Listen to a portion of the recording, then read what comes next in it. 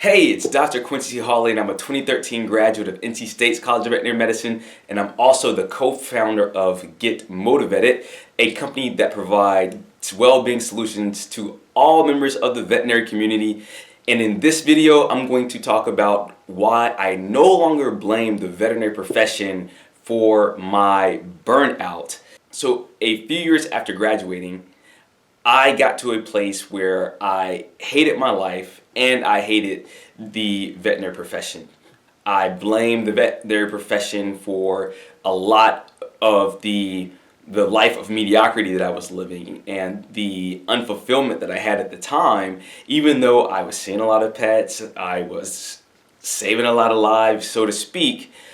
And I'm going to preface the rest of this video with the fact that there are a lot of areas of the veterinary profession that do need reform. Things like the fact that clients can't pay or afford treatment oftentimes can be really taxing mentally and emotionally for us as veterinary professionals.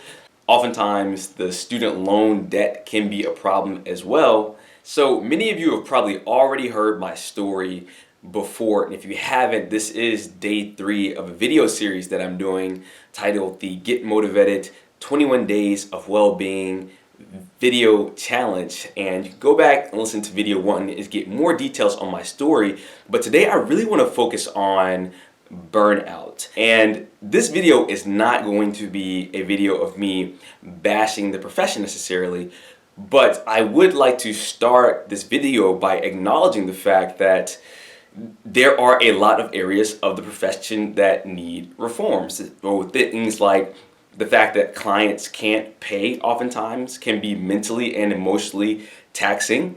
The fact that our student loan debt loads can be really high. It can also be frustrating. And if you're a veterinary student, then the fact that veterinary school oftentimes can be unnecessarily difficult and unnecessarily stressful. There's also the fact that oftentimes as veterinary professionals, we are underpaid, we're overworked, we are undervalued, and we are oftentimes, and this is probably the most frustrating part, we're underappreciated for what we do. And sometimes that underappreciation comes from the clients, sometimes it comes from our bosses. If you are a practice manager or an owner, it comes from the employees. And sometimes it even feels like it comes from our spouses and even the dogs and cats, the pissed off dogs and cats that are growling and hissing after you just saved their lives. And I think one of the most frustrating parts is the incorrect perception that society has about veterinarians, that we oftentimes are living like this and that our jobs look like this, when in actuality I feel like it's probably more like this and this. So while all of these things are undeniably part of the veterinary profession that can be frustrating and can lead to burnout, these things are going to take a very long time to change, if they'll ever change, even in my lifetime and in your lifetime, unless you're watching this video like 300 years after I recorded it. So the fact that these things are going to take a long time to change is almost irrelevant, because we can change ourselves as veterinary professionals, and we can do that very rapidly. And that's exactly what I did to completely turn my life around. So I was able to instantly stop the alcohol abuse. I also lost a ton of weight and corrected my health. So the question of the hour is, why did I stop blaming the veterinary profession for my burnout, even with all of those factors that I just named? And in large part, it had to do with this book right here, which I believe changed my life completely. So this is actually the trilogy of the Wallace D. Wattles trilogy. It's The Science of Getting Rich, The Science of Being Well, and The Science of Being Great. I've read The Science of Being Great probably over 150 times now. Science of Getting Rich, I've read that one a lot too. And then The Science of Being Well, a lot of those principles are a little bit outdated, but I've read that one a few times because a lot of them are universal and timeless, if you will. Now, the two principles that I learned from this book are, the first one was really revolutionary for me, and it was, the world is perfect the way it is, but it's not yet complete. The world is perfect, but it's not yet complete. And so I applied that to my human experience life outside of veterinary medicine, but then I came back and I extrapolated that and I applied it to veterinary medicine. And I say that the veterinary profession is perfect the way it is, but it's not yet complete, nor is it anywhere close to being completed. So that allows me to have a very advancing mindset where I'm looking at the veterinary profession not as a decaying and negative thing, but I'm looking at it as a something that is becoming, as something that is advancing, as something that is still developing. So the second principle that I got from The Science of Being Great is that the only thing that can go wrong in this world is my own personal attitude, and I can always make that right. And that one, again, like the first, was really, really, really revolutionary.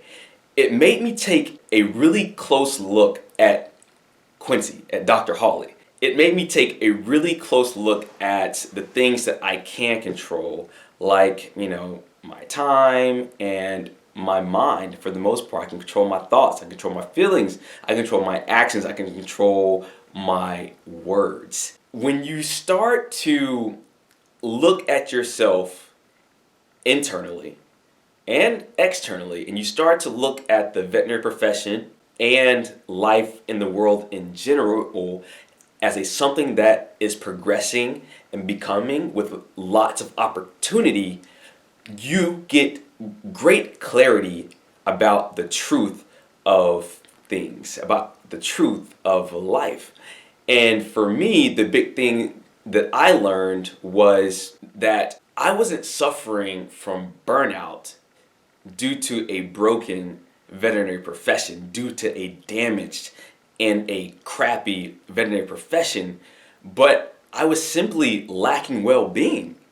So it's not burnout and compassion fatigue and suicidal ideation and depressive episodes and psychological distress, all of these things that we have to fix for the veterinary profession. We just have to simply focus on giving ourselves well-being. We have to focus on well-being. Okay, so if we're just simply lacking well-being, then we can really focus on achieving well-being. And we all know how to do that, especially if you're a veterinarian. If you're a veterinarian, you already know how to get something that you lack. Because at one point, you lacked a DVM. And now, you have one.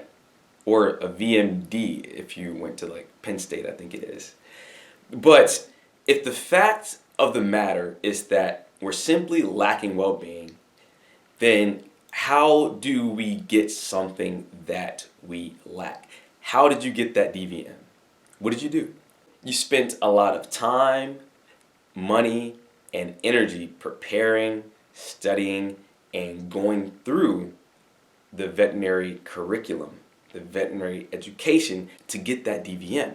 And you have done the exact same thing with everything that you have in life. You have gone through a process to achieve that. And so now, if it's a well-being that you're lacking, it's not that you have burnout, you're simply lacking well-being. So if it's well-being that you want, what do you have to do?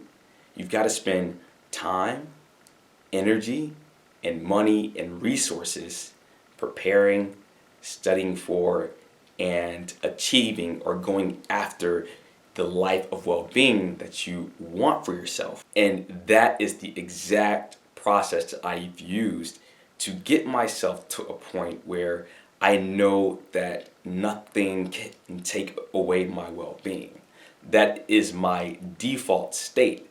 So I may have circumstances that are unfavorable, I may have conditions and life events that are unfavorable, but I know for a fact that I'm going to live a life of well-being, that is going to be the rule and not the exception. So when you have a life of well-being and you put together a toolbox, you put together just a robust toolbox, an army of resources and strategies and tools and principles to lean on, then things like burnout, compassion fatigue, the fact that clients can't pay, all those negative things that I mentioned earlier, they can't take your well-being away from you, because all we really want is fulfillment. All we really want as humans and as veterinary professionals is well-being. And here's the cool part, and this is probably the best part of it all, is that it would take you an entire lifetime to read and to learn all of the just resources that are out there to help you gain and maintain your well-being. And the reason is because we're in an age right now, we're in a time where people are changing their lives for the better. They're going through the same process that I went through, and that my mentors went through, and that my mentors' mentors went through, and they're writing about it. Most of the people who have made an exceptional life change, they don't want to keep that to themselves. They understand that it is 100% repeatable by you, by your colleagues, by your employees, by your employer, by your family, by your friends, that everyone can repeat these same life principles and get to the same life result that they ultimately want. So, I mean, everyone is writing books about their story, and I've got a couple I want to show you really quickly. Give me 1 second. So here's a really cool one that you may have seen before. It's called The Unspoken Life by Kim Pope Robinson. She's also a DVM. If you haven't read this book yet, I highly recommend that you check it out. It tells her story about all of the adversity that she went through and how she overcame that with this concept of filling your balloon. So definitely check out this book. It's really good. I actually won this book in one of her competitions in the One Life Connected community online. And this is my mentor's book. S.B. Fuller, one of the first African American multimillionaires, and just a brilliant man as it relates to well-being. My mentor wrote a book, and then also wrote one about my process for losing weight, which actually all of the 7 principles in this book here can all be applied to life in general. You can apply them to the veterinary profession even. So definitely check this out if you haven't already. But at the end of the day, there are plenty of resources. It was our motivation for creating Get MotiVETed University, which is an online resource where you can go and just get tons and tons and tons and tons and tons of information on how to gain and maintain that life of well-being. So that is why I stopped blaming the veterinary profession for the burnout that I had at one point in time. It's because I realized that it wasn't burnout that I was suffering from first and foremost, but it was a lack of well-being rather than burnout. And then the other reason was because, the veterinary profession is perfect, not yet complete, and the only thing that can go wrong in this world is my own personal attitude, and I can always make that right.